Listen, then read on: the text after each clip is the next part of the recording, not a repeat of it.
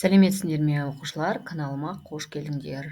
Видеомен таныспас бұрын каналға тіркеліп, лайк басуды ұмытпаңыздар. Бүгінгі өтетін тақырыбымыз абсорбция және реабсорбция зәрдің түзілуі. Бөліп шығару процесінде негізгі рөлді қанның осмостық қасиетінің тұрақтылығын қалпына келтіретін, организмнен суды, тұз, аммиак, несепнар, несеп қышқылын бөліп шығаратын бүйрек атқарады. Организмде түзілетін немесе дәрі түрінде қабылданған көптеген бөгде, текті және улы заттар бүйрек арқылы бөлініп шығарылады. Зәр түзу механизмі бұл бүйректе жүзеге асатын маңызды процесс, және де ол 3 кезеңнен тұрады. Біріншісі абсорбция және фильтрация дейміз, екіншісін реабсорбция қайта сіңірілу дейміз, үшіншісін секреция бөліну дейміз. Енді осылардың әрқайсысына тоқталайық балалар. Қазір келесі слайдта мынау осы қызыл тур көздерде тұрғандардың әрқайсының керекті ақпараттарын келесі слайдқа жүктедім. Соны әрқайсының астына жеке-жеке жазып аласыздар. Ең біріншісі ол бізде абсорбция, яғни фильтрацияға тоқтала кетейік. Зәр зәр дегеніміз моча, білесіздер, ол судан, белгілі электролиттерден және жасушадағы зат алмасудың соңғы өнімдерінен тұрады. Метаболиттің соңғы өнімдері қан айналымы кезінде жасушадағы қанға түседі де бүйректен зәр құрамымен шығарылып отырылады. Бүйректе несеп түзілу механизмі бүйрек капсуласындағы абсорбция процесінен, яғни бірінші фильтрация процесінен бірінші реттік зәр түзілуден басталады. Сондай сіздер мысалы тестте келгенде жауап бересіздер. Бірінші реттік зәр түзілу қайда басталады десе, ол абсорбцияда деп жауап бересіздер. Және де нефронмен ол жүзеге асырылады. Ішінде капиллярлар шумағы бар капсуланы және иректелген бүйрек өзекшесін ілмектермен қосып, біз екеуін нефрон деп атаймыз. Нефронның анықтамасына келетін болса, ол бүйректің негізгі және құрылымдық қызметтік атқаратын бірлігі болып табылады. Шумақшадағы түсетін қан осмос және диффузия әсерінен шумақтардың базальды мембранасы арқылы сүзіледі де, сұйықтықтың көп мөлшерін, ергіш пайдалы химиялық заттарды, қалдықтардың көп бөлігін жоғалтады. Ал шумақтағы қабырғалары бір қабатты эпителий жасушаларынан тұратын шоғырға жиналған шамамен 50-ге жуық капиллярлар, ал олардың аралығындағы диаметрі 50-100 нанометр болатын саңылаулары болады. Шумақтардағы қан сүзіндісінің өнімі Боумен капсуласына түседі. Молекулалық массасы 68 000 граммнан төмен барлық заттар шумақтық сүзінді деп аталатын сұйықтық түзеді. Яғни ол бірінші реттік зәр болып табылады. Енді сіздер білесіздер, адамда 2 бүйрек бар екен, сол 2 бүйрек арқылы 1 минутта барлығы 1200 грамм қан өтеді. Осы ақпараттарды дәптерлеріңізге жазып алыңыздар. 2 бүйрек арқылы 1 минутта 1200 мл қан өтеді. Қанның осы көлемінде 125 мл мальпиги денешіктерінде түзілетін 700 мл плазма болады.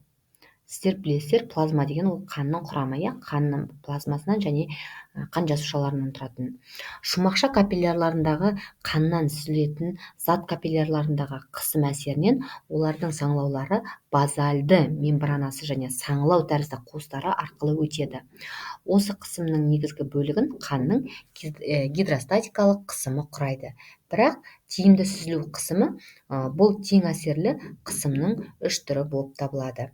Химиялық құрамы бойынша шумақтық сүзінді қан плазмасына ұқсайды және оның құрамында глюкоза болады, витаминдер, несепнар, амин қышқылдары, креатинин және де басқа да су және басқа да молекулалық қосылыстар болады.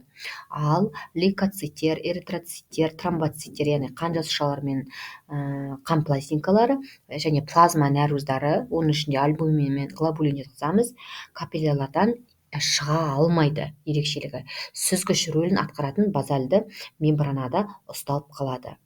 Абсорбцияның жылдамдығы тұрақты болып келеді және де адамда минутына 125 мл жуық сүзінді түзіледі. Осын жазып алыңыздар. Және бірінші реттік зәр түзілу механизмі жүзеге асқанда 1 сағаттың ішінде бүйректе 125 мл көбейтесіздер 60 минут сағатқа, ол тең болады 7500 мл. Ал тәулігіне есептесек, 7500 мл сағатты 24 тәулікке көбейткен кезде 1800 мл зәр түзіледі. бұл ақпараттарды сіздер білулеріңіз қажет. Әлбетте ешкім ешқашан тәулігіне 180 литр есеп шығармайды ғой.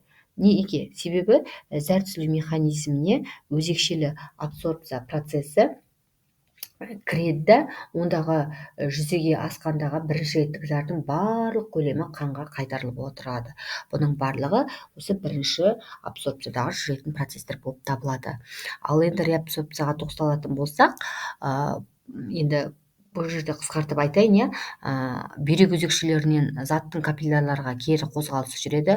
Проксимальды өзекше, генелмегі, дистальды ирек өзекшесі қатысады реабсорбцияға міндетті түрде, және процесс жинақтаушы түтікшеде аяқталады. Яғни реабсорбция неде аяқталады десе, жинақтаушы түтікшеде деп жауап бересіздер. Реабсорбцияда 1,5 литр екінші реттік зат түзіледі. Проксимальды өзекшеден күніне 178 литр су күніне қанға қайтарылып отырады. Және де бұл реабсорбцияда 80%-тен астам заттар, оның ішінде глюкоза, амин қышқылдары, витаминдер, гормондар және 85%-ға жуық натрий хлориді және су кері сіңіріліп отырады. Осындай ерекшеліктері бар. Және де реабсорбция және белсенді секрециялану нәтижесінде бүйректің өзекшелерінде 1,5 литрға дейін жуық зәр түзіліп отырады. Ал енді үшінші түріне келетін болсақ, жаңағы секрецияның бөлінуі, зәр түзілуі өзі 3 кезеңнен тұрады дедік қой. Секреция бөлінуінің ерекшелігі бұнда, яғни зәрдің әрі қарай несеп ағарға, одан қуықтан зәр шығару өзек арқалы сыртқа бөлінуі жүзеге асады. Рахмет тыңдағандарыңызға балалар. Сұрақтарыңыз болса қойыңыздар. Жаңағы мен айтқан ақпараттардан слайдтағы көрсетілген мәліметтер дәптерлеріңізге жазып алыңыздар. Келесі сабақтарда қандай тақырыптарда қай сабақтарды салайын видеоға, соны да комментарийға жаза кетсеңіздер. Сау болыңыздар.